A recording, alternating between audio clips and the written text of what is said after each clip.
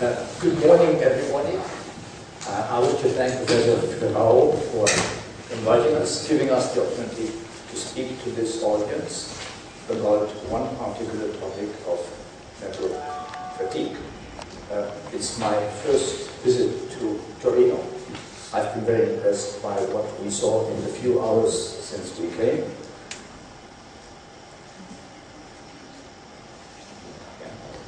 And I shall try to give an overview of some of the things that have become very popular in the last 10 years in the field of metal fatigue.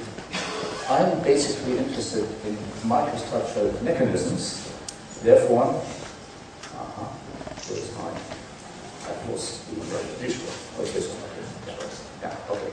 I'm interested in microstructural mechanisms which lead ultimately to fatigue damage in this ultra-high or very high cycle fatigue regime. I try to review the current status, some of the mechanisms, and point out some open questions. If you want to interrupt me at any time, please do so, and I'll gladly repeat or explain in more detail. So, let us move to introduce you to my university. Not as old as this university. It's 265 years old, and the School of Engineering is much younger. This is a classical university with all the arts, humanities, law, and so on, medicine. But the School of Engineering was founded just a little more than 40 years ago. And at this School of Engineering, the field of material science and engineering was introduced for the first time in Germany as a topic of its own at the universities. Usually material scientists come from physics, mechanical engineering, chemical engineering, materials testing, metallurgy. But in Erlangen, they study material science and engineering as a subject of its own from the first semester. So, metal fatigue. Fatigue is something which happens whenever a component is subjected to vibrating loads, and there is, of course, some form of damage in the form of initiation and propagation of cracks, and ultimately there is failure. Something breaks, and this can, of course, have dramatic consequences. All of this is a result of alternating periodic loadings, usually in tension and in compression. So it's a push-pull kind of loading. So one is interested to know, why do these materials finally break or fail after NF cycles, number of cycles to failure? And of course, one wants to know the mechanisms on a microscopic scale which are responsible for these failures. Now, here is an example from a high-speed train accident that happened in Germany almost 10 years ago. And in a broad sense, this accident was due to ultra-high or very high cycle fatigue. The wheels at the time of the accident had undergone about 5 times 10 to the 8 revolutions. So every point along the wheel had been subjected to periodic load about 5 times 10 to the 8 times. Now, the circumstantial... The circumstantial situation was much more complicated. This accident could have been avoided under more favorable circumstances, but basically the origin was a failure after 5 times 10 to the 8 rotations. Now, there are other examples in transport engineering, roller bearings, trucks, lorries, any components with high frequency vibrations in turbine engineering, where you eventually, in service after some years, have experienced 10 to the 8, 10 to the 9, or 10 to the 10 periodic loadings. And this is the field of very high cycle or ultra high cycle fatigue. Now, high cycle fatigue has commonly been considered to be the kind of fatigue that leads to failure after 1 million or 10 million cycles. Today we are talking about ultra high cycle fatigue or very high cycle fatigue with failures in excess of 10 to the 8 or 10 to the 9 cycles of failure. Now, just to demonstrate how popular this topic has become over the last few years, let me point out that we have had a series of conferences, Fatigue Live in the Gigasite regime in Paris, and Professor Stephanie Stanzel-Czech was one of the chairpersons of this conference. Claude Bartiers from Paris was the other one. And this conference is now called VHCF1, Very High Cycle Fatigue number 1. And we have had VHCF4 last year in the United States, and VHCF5 will be in Berlin, I think, in 2 or 3 years from now. Now, there are different names: gigacycle fatigue, very high cycle fatigue. I have been using the term ultra high cycle fatigue, and this is what I call it today. Now, the first conference in Paris with the chairs, Claude Bartiers, Stephanie Stanzel-Czech, had many papers, all focusing more or less on this topic. There is no infinite fatigue life in metallic materials. This is the question of a fatigue limit. Is there a limiting load below which materials can endure infinite numbers of cycles? And at that conference, this was said is not possible because of very high cycle or ultra high cycle fatigue. So I'm now coming to a list of contents. In the first part, I'll simply review some fundamentals so you know what I'll be talking about in the later part. So we discuss the SN fatigue life diagram, usually attributed to August Müller from the end of the 19th century. The cycles testing curve. We discuss briefly how these Müller plots, SN plots, can be converted into Config-Manson plots. I'll see what a Config-Manson plot is. And that for that purpose we are using this suffix testing curve. After this introduction, I have discussed ultra-high cycle fatigue of materials like high-strength steels, which usually contain inclusions, and who are frequently fatal occurs beneath the surface, subsurface, fissile fractures. Then I'll switch to ultra-high cycle fatigue of ductile single-phase metals like copper, nickel, or gold, platinum if you have it. And then I'll discuss, in both cases, the fatigue life diagrams, which I call multi-stage, because they are not as simple as the fatigue life diagrams one was discussing earlier. So, this is the so-called SN plot, attributed to Müller, and it's a plot of stress amplitude. This is from maximum stress to minimum stress, delta sigma half, against cycles to failure.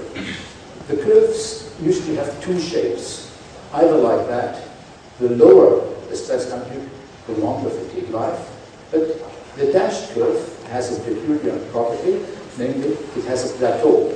This means if you stay below this loading amplitude, fatigue life should be infinite.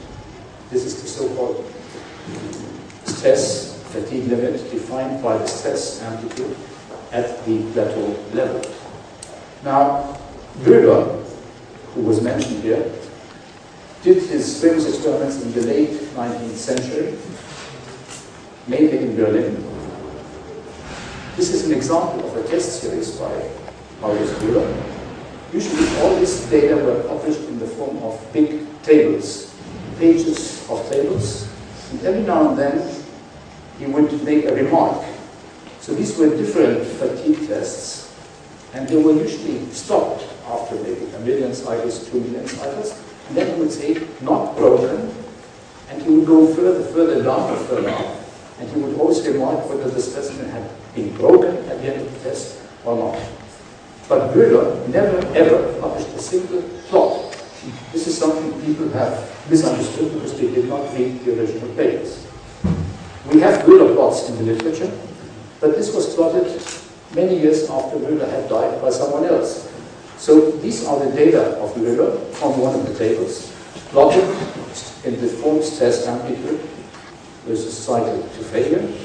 So this is an SN plot, a Müller plot. But as I said, Müller never made such a plot. He only published tables. This is history. So let us return to the fatigue life diagram with the stress fatigue limit. And it took more than 70 years till people, in addition to considering the stress, also looked at the strain. Now, to every point along such a curve, you can ascribe a hysteresis loop, a plot of stress against strain. And schematically, of course, at a high stress amplitude, you have a high stress level and a widely open loop, maybe 1%, so-called plastic strain range, or plastic strain amplitude if you take the half. If you go down with the loading level, the hysteresis loops become more narrow. And the interesting thing is that even at the fatigue limit, the hysteresis loop is not closed. It is still open. It's open with a very small plastic strain, maybe 10 to the minus 5, some 10 to the minus 5. People initially thought if the behavior is completely elastic, this would be this case here, then there would be no reason to cause changes in structure and to cause damage. But it turns out that even at the fatigue limit, the hysteresis loop is open by a very small amount. You have to go below the fatigue limit so that you get a completely elastic behavior. But essentially, fatigue is always a problem of microplasticity. Very small amounts of plasticity every cycle, but over many, many thousands or millions of cycles. So if you regard the cumulative plastic strain, this can be very big, although in one cycle it's so small. Now, when people became interested in plastic strain, they also started plotting plastic strain amplitude against fatigue life. So this is a different kind of fatigue life diagram, and this is work from the Czech colleagues in Brno, who showed for brass, copper, zinc, copper, and some steels, different kinds of carbon steels, that you get linear relationships in a double logarithmic plot of plastic strain amplitude against fatigue life. And in this regime here, these are all specimens that did not fail. There seems to be here something like a fatigue limit, but now defined in terms of plastic strain, so they call it a plastic strain fatigue limit. So we now have two kinds of fatigue life curves, but they can be mutually transformed into one another due to fortunate circumstances via the so-called cyclic stress strain curve. Now the cyclic stress strain curve relates the cyclic saturation stress. Usually after some 100 or 1,000 cycles, you have steady state cyclic deformation, and then the stress amplitude in steady state would be the saturation stress. This is half the stress range, and this is a unique function of the plastic strain amplitude via a power law relationship. So if you know this relationship, you can always transform a Wöhler curve, cycles of failure, as a function of stress amplitude, to a fatigue life curve, the Coffin-Nansen curve, number of cycles of failure, as a function of plastic strain amplitude. So it does not really matter whether you're looking at SN curves or Coffin-Nansen plots. They can be usually transformed if you have this relationship. Okay, now this is the end of the introduction, and now we are turning to the materials which have been fatigued into this very high cycle fatigue range. Now I made the distinction between so-called type 1 materials. These are signatures, pure materials, no precipitates, no inclusions like copper, nickel, aluminium, and type 2 materials like high-strength, low-alloy steel or cast materials. They usually contain heterogeneities like inclusions and pores. Now, the initial work in this area of very high cycle, ultra-cycle fatigue, was mainly on these materials here. So I will start with some typical results from work on these materials. Then I'll switch to the type 1 materials when I finish the type 2 materials. So, these are data from Japanese group, Professor Sakai, from Microstructural University, and it shows you a Wöhler type fatigue life diagram, stress amplitude, number of cycles to failure, and it's a strange curve.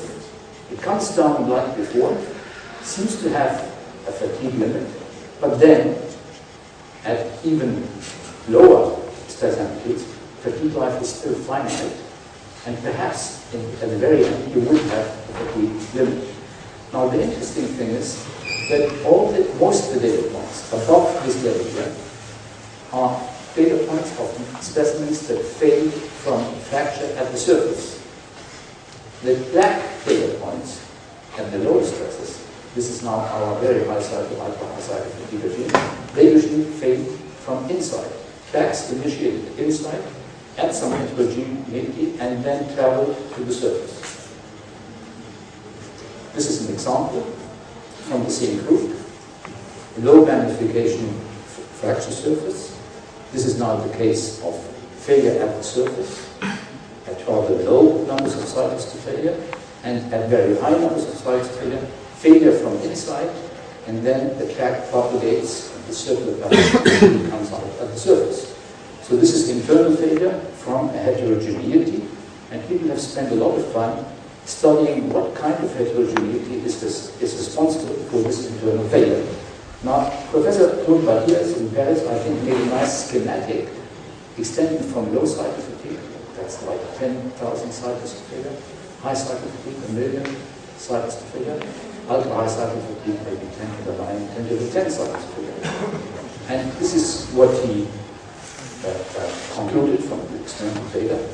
At high altitudes, low fatigue life, low cycle fatigue, there are many crack initiation sites at the surface. When you reduce the amplitude and fatigue life goes up, you have still crack initiation at the surface, but only very few sites. If you go even further down with this loading amplitude, then you have no crack initiation at the surface, but instead, some cracks which form inside have enough time to travel from inside to the surface. And this is this internal failure by so-called fish-eye fracture. People have looked in detail at fish-eye fracture. This is a picture from Murakami's work. I've spent a lot of time on this topic. And it shows you that when you look more closely at the origin of internal failure, you have a complex picture. People started speaking about optically dark areas because in an optical micrograph, the origin of fatigue fracture would look like a dark area. But when you look in more detail, you find that there is the inclusion, of course, in the center, which has a certain diameter, typically 10 or 20 micrometers. And then from this broken inclusion, the crack propagates. And some people, especially Murakami, have emphasized that in these steels, usually hydrogen is always present, and that this part of the crack growth is assisted by hydrogen. And then there is a critical size of this optically dark area, and then the crack just propagates across the whole specimen. So this is what people call fish-eye fracture, and as I said, many people have studied this in great detail, especially in Japan. Now, this is also a graph from Japanese colleagues. They said the kind of fatigue life diagram that we have seen is really a superposition of two kinds of fatigue life diagrams. There is the stress amplitude, fatigue life. There is one fatigue life diagram for failure from the surface.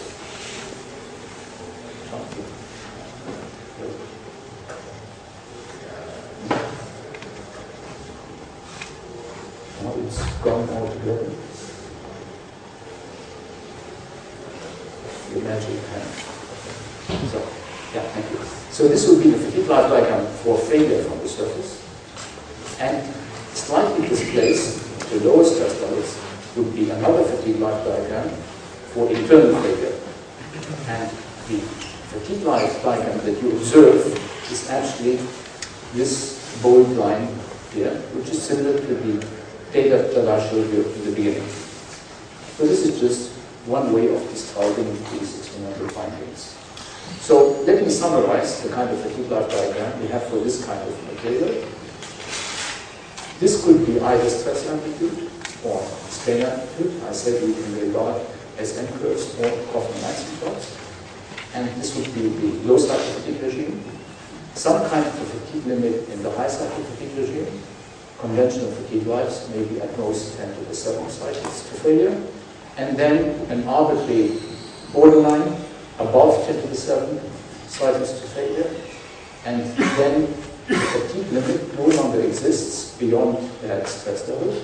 So there's a regime free and finally, perhaps, an ultimate fatigue limit at even lower stress levels. This is not well known because it's very difficult to do experiments in this regime here. Now, we want to know what kind of fatigue damage do you have at the surface and in the interior. Now, in low cycle fatigue and high cycle fatigue, the damage is all from the surface. But still, we don't know. Is cracking caused by roughening of the surface? In fatigue specimens, usually the specimen surface becomes rough. Or is it caused because you have inclusions at the surface from which the cracks originate? And I think this part has not been investigated in sufficient detail because people were so busy looking at other things. Now, in this ultra-high cycle fatigue regime, it's all from interior inclusions. But we don't know really well, do the inclusions crack?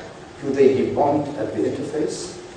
Do they crack because a slip band impinges against the inclusions? And we still don't know enough about this ODA, this optically dark area, and the effect of hydrogen. By the way, the Japanese have investigated this part in much detail, but almost every Japanese has invented a new expression for ODA. So now in the literature we have maybe 4 or 5 different abbreviations like faceted drag code or optically dark areas and other things for one and the same thing. This is, of course, slightly confusing. So, some years ago, this gentleman, Professor Murakami, tried to estimate fatigue life for internal failure. And he said it's very simple.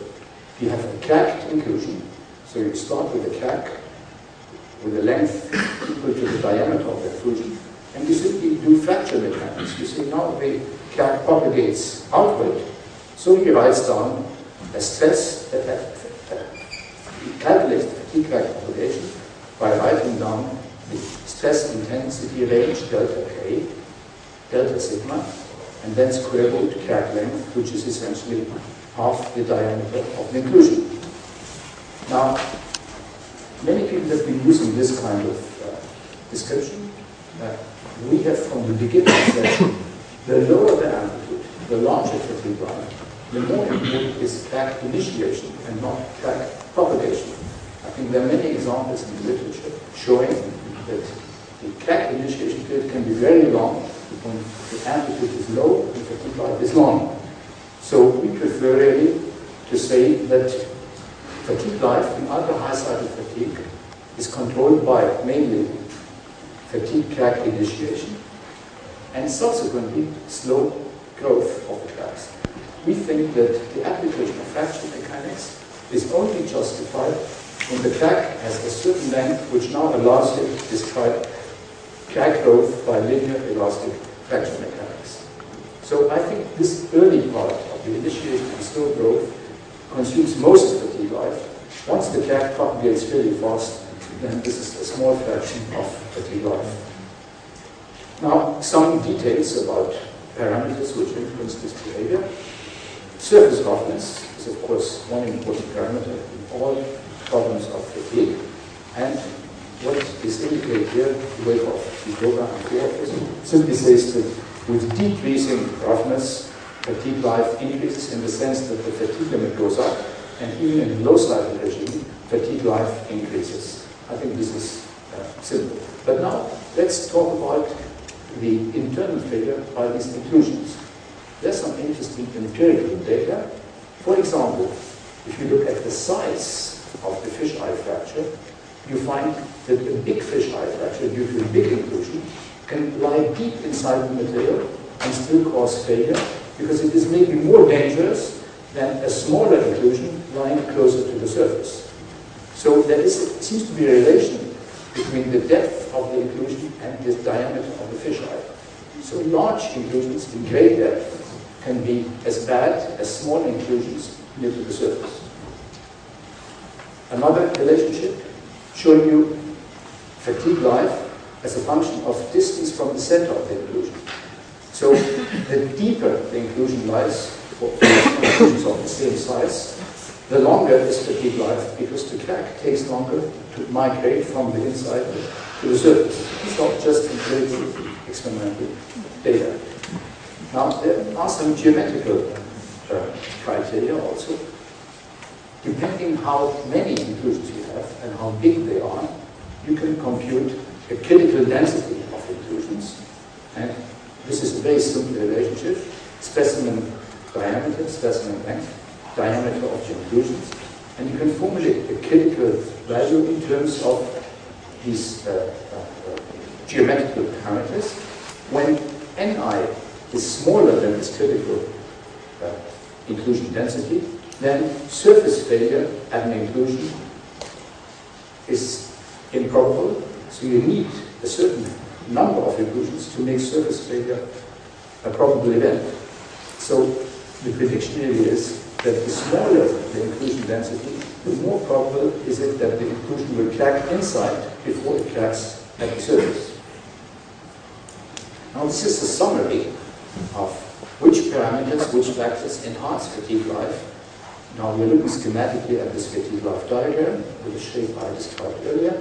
And these are just different parameters like the density of the inclusions, the diameter, the area, volume, and this is for surface failures and for internal failures. It's a diagram which simply summarizes the empirical knowledge one has. Now, I must admit that subsurface failures are not confined to these ultra-high cycle fatigue situations I discussed. We have several cases in the literature with subsurface failures, and I think we don't know very well why these materials fail internally. Nickel-based superalloys, titanium alloys, or cast materials with casting pores, and I'm just showing you some examples. This is now a superalloy, René 88, with a very nice internal failure. These are two examples of titanium alloys with internal failures. And this is another example of a titanium alloy, showing you three magnifications. Internal failure here, slightly enlarged, and this is the crack initiation site. So there are other cases of subsurface failure that have nothing to do with this ultra-high cycle fatigue that I've been discussing, and I think we don't know very well what are the conditions for subsurface failure in these cases. Finally, pores, cavities in cast materials. This is a finite element calculation of a pore lying close to the surface, and we vary the distance d of the center of the pore from the surface.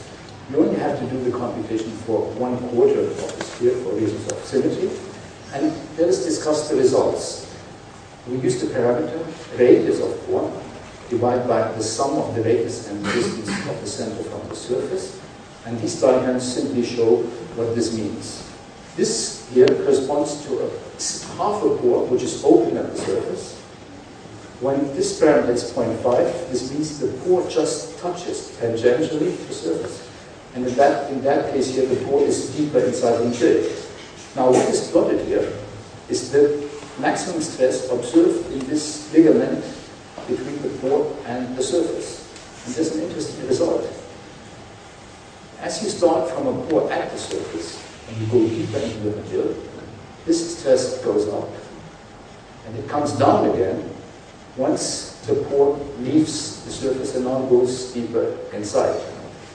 And what does this mean? It means that in this narrow strip of material here, you have a very high local strain and stress concentration. And this, of course, is a location where failure can occur easily. And the main result is that the most dangerous pores are not the pores that are at the surface, like this one here, or the pores that are deep inside. The most dangerous pores are those which just touch the surface. This is the result of this computation. I remind you, if you wish to interrupt me, please do so. Okay.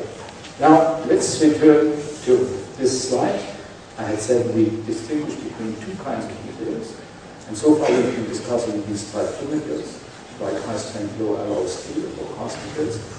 Let's now talk about these type 1 materials, and we'll be talking mainly about copper. Now, in a material like copper, and this is also true for nickel, it's true for silver, many other crystalline metals. If you start with a polished surface and you fatigue the material, you observe after some 1,000 cycles that the surface develops very rough slip lines, slip bands. The black areas are the electro-polished original surface, and then you have these localized bands of slip, which inside in the transmission of the microscope show you that the microstructure inside correlates very well with what you see at the surface. It shows you have a very specific dislocation wall structure, a ladder structure in the persistent slip band. We call them persistent, ICSI at the moment. And they are separated between these matrix regions of high dislocation density in the black areas, or with no dislocations in the white areas. Now these slip bands are called persistent because when you electro-polish them, you interrupt the test, you electro-polish the surface, and you continue fatigue, then they reappear exactly at the same position. So it is not a surface effect which fluctuates, it's a surface effect related to something in the bulk. So this is why in the interior we see this very clear distinction of the dislocation structure inside such slip bands and between the slip bands. This is the typical situation. This is the origin of fatigue failure in these materials. The question we want to ask for ultra-high-cycle fatigue is, can PSBs develop below this PSB threshold? So what is the PSB threshold? It has been shown that there are well-defined amplitudes of stress and strain below which persistent slip bands do not usually form in the high-cycle fatigue region. But the question now is, if we go to the ultra-high-cycle fatigue regime, and we stay below the threshold for PSB formation, will we get persistent slip bands, and will we perhaps get failure? So this is a simple model which says the following. You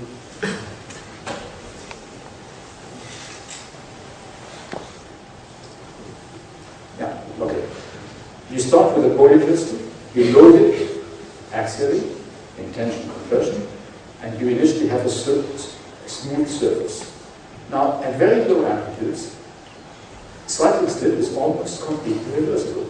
But it is not completely reversible, it's only almost completely reversible. So it still has a small component of irreversibility. And since we're going to very large numbers of cycles, we can accumulate these irreversibilities. So the hypothesis is that the surface gradually becomes rough, and if it becomes rougher and rougher, then we get areas of stress concentration, and maybe in these areas of stress concentration we can then initiate persistent slip bands, or perhaps even cracks. So this is the hypothesis. Now the parameter we use to describe this is the root mean square displacement between neighboring atomic planes, and this can be shown to be mainly this expression, number of cycles, the local plastic shear strain amplitude, I'll say what P is in a moment, B, the magnitude of the later, and H would be simply the spacing between the atomic planes, or with a different factor, it could also be the length along which I evaluate my roughness. Now, P is the quantity which is of interest, and which we don't know well. P is the so-called irreversibility. It is the fraction of slip that is irreversible. So if 10% of the slip is irreversible, then P is equal to 0.1 to 10%. Now, this is a computer simulation of random slip in a lamella, beginning after 4,000 cycles, and it shows you how this kind of roughening develops. And it repeats again what I said before. Now, we are below the PSB threshold. We want to look at fatigue in the ultra-high-cycle fatigue regime. And we know that the local plastic shear strain amplitude is identical to the matrix because we have no persistent slip bands. And this is only about 1% of the local plastic shear strain amplitude in the persistent slip band. The deformation in the slip band is much, much larger than in the so-called matrix. So this is just a repetition. The important thing is that we are interested in the local shear strain amplitude PSBs, which is about 1%. We know this from different measurements. And in the local shear strain amplitude matrix, which is about 100th of what we have in the PSB. So the local plastic shear strain amplitude in the PSB is much, much larger than in the matrix. And now some more details about the irreversibility. The irreversibility, of course, is smaller, the smaller the amplitude. If the amplitude is very, very small, the slip will be completely irreversible. If the amplitude is big, then there's a lot of opportunity for irreversibility and get more damage. So it's a function of the plastic strain amplitude. Now I'm coming back to the fatigue life diagram. The standard fatigue life diagram would be in a Coffin-Manson plot, this line here, low cycle fatigue, a plateau corresponding to the threshold to produce persistent slip lines. We know that the fatigue limit is a little higher because it's not sufficient to produce persistent slip lines and cracks. The amplitude must be bigger so that these cracks can also propagate. Therefore, the fatigue limit lies above the threshold for PSD formation. Now, what we are interested in is this regime here. The hypothesis is that if we have this increasing surface roughness at amplitudes below this level, we will eventually have such a large roughness that we get localized slip, maybe crack initiation, and maybe even failure. This is why I call it here log of number of cycles for initiation or failure, depending which of the two is important. Now, again, this surface roughness.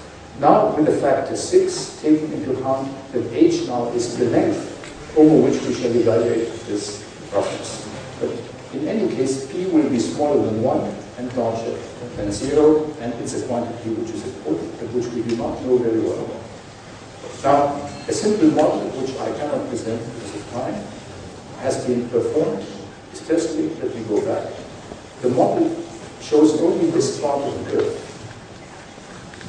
And it's being performed for two different assumptions. So up here would be the plateau, would be the threshold level, and then this would be the ultra-high cycle fatigue regime.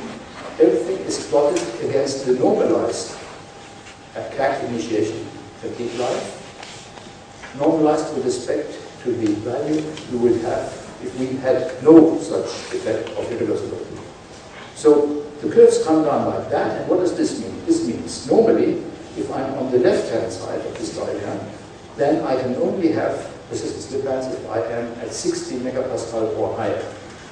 However, if I go down to 50 megapascal, then I can expect fatigue damage. Jumping, it's an optical mouse, I think. It jumps over. It's an optical mouse, it tends to jump. But we manage. Here it is, okay. So if I'm at 50 megapascal, then until here I have no persistent slip lines. But if I continue further into the ultra-high cycle fatigue regime, then maybe at this number of cycles I will get persistent slip lines. So typically, this will correspond to the threshold value 10 to the 9 cycles, and we will be going beyond 10 to the 9 cycles at a lower amplitude, but we would get persistent slip lines. This is the hypothesis. Okay. Now let's come back to the slide we showed before, high cycle fatigue. Now ultra-high cycle fatigue. Now I'm showing you some experimental data that we got in collaboration with Professor Steffi Steinzel-Czech, who is here, her co-worker, Schönbauer, and some people from Dresden and Erlangen. Okay. Now these are data from the work of Professor Steinzel-Czech, showing you loading below the PSD threshold, surface observation, and she estimated that all this work was done in ultrasonic fatigue, 20 kilohertz, otherwise you cannot go to these regimes of very high numbers of cycles. And the data shows you different numbers of cycles at a stress amplitude 52.2 megapascal, which is much smaller than the threshold for PSD formation. But still, you see some patterns develop at the surface, and they intensify as a function of numbers of cycles.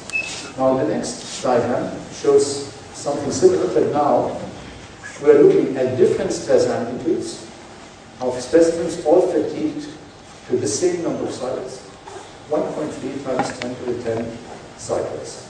And you see that 30 megapascal, which is half, it's about half the PSD threshold, and it still shows you some kind of fatigue damage if you wait on 42 megapascal and more, and at 54 megapascal the whole specimen is full of pattern of surface damage. This is an atomic force microscope study with a trace across some of the persistent slip lines and showing you the roughness one has at such a slip line. Now, this is a different kind of experiment. The specimen was electrocoated and sectioned, and it was observed with the scanning microscope with two different kinds of detectors. And we see now the surface roughness between the copper specimen and the electrocoating. It's again about 10 to the 10 cycles. And you can see cracks forming, emanating from the valleys of the stress concentrations in this surface roughness.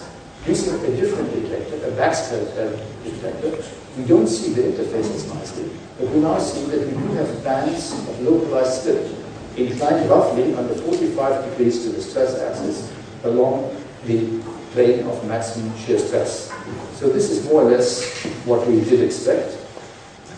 But we must admit that at present it is not clear whether the stage 1 cracks, this would be typical stage 1 shear cracks, whether these stage 1 cracks formed in ultra-high cycle fatigue are so-called non-propagating cracks, or whether they can ultimately cause failure. We don't know. Would they continue to grow if the number of cycles were even larger? This is another experiment. This is now done with a focused ion beam equipment. In this case, what was done is, this is the original surface with slip bands, all formed at an amplitude below the PSB threshold. This is a thin layer of platinum that was deposited on the surface. And then by ion milling, a hole was cut into the surface. And you see here the interface between the rough surface and this platinum coating. Here the original surface slip bands. And you can see here, you should see a family of small stage 1 cracks. They're all parallel. They're all parallel under roughly 45 degrees to the stress axis. Now we can look at this in more detail with a higher resolution. And you see this roughness here in more detail, this platinum coating. And you see also some of these stage 1 cracks. They're all aligned parallel under 45 degrees to the stress axis. Now we can evaluate this roughness in terms of the simple equation I wrote down. And it's okay. Only if you are desperate. No, it's okay. So let us go through this quickly. This is the simple relationship. We have evaluated that the peak to valley height of the roughness over a distance of 2 micrometers is about 150 nanometers, measured parallel to the Brodus vector. You insert the Brodus vector, the 2 micrometers, the length which you evaluated, number of cycles, the local plastic shear strain amplitude, which we know from the work of Professor Steinfeld, and we then have only one unknown quantity, namely P, the irreversibility of slip. So we can evaluate this equation. And what do we find? We find P is 0.00036. It's almost 0, but it's not 0. And if you now consider that we have this P for 10 to the 10 cycles, what happens? It's very small. It's very small, but when you sum up over the total number of cycles, you have a cumulative plastic strain of 31. I could also say 3,100% of plastic deformation. So this very small,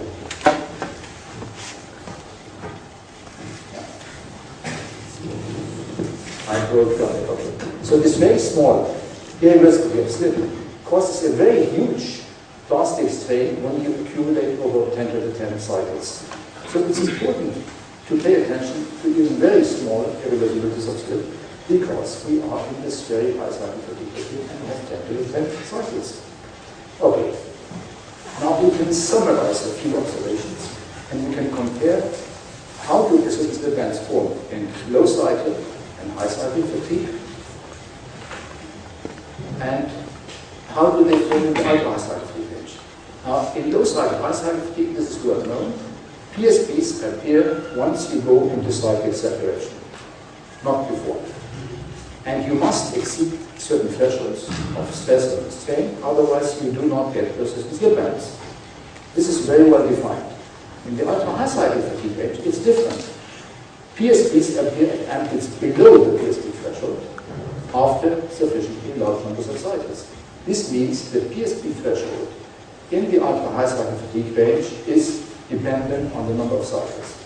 The lower the stress, the larger the number of cycles, but you do get this kind of low-class slip, and you do get stage 1 cracks.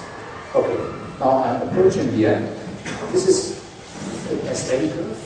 Now, for two kinds of copper, because of course we are interested to see, do we see these effects also in the derived curves?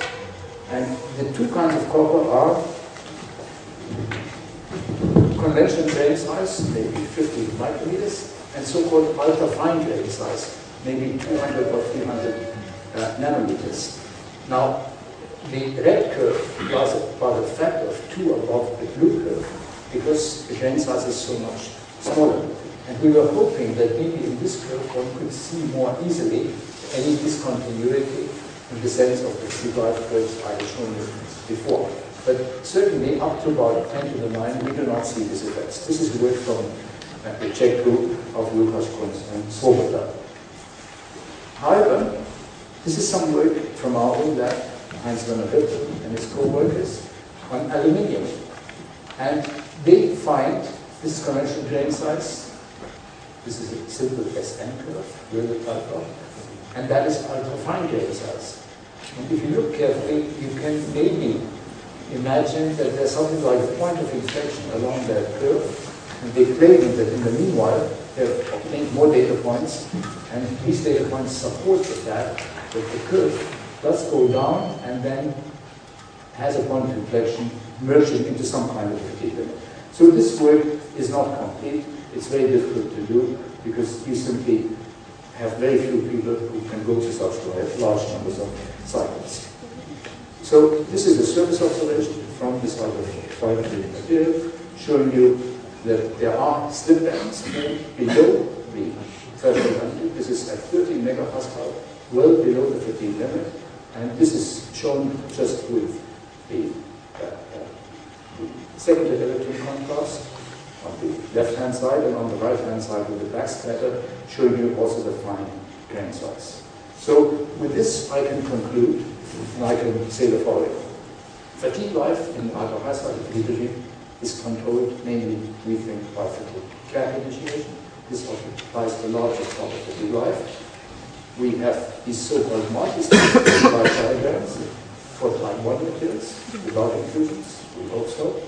This is not well documented. And for high-strength type 2 materials with inclusions.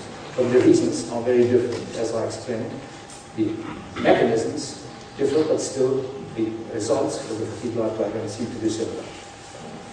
The existence of a fatigue limit is questionable, and in type 2 materials, the size of crack initiation change from the surface to internal inclusions and the transition from high cycle to ultra-high cycle fatigue.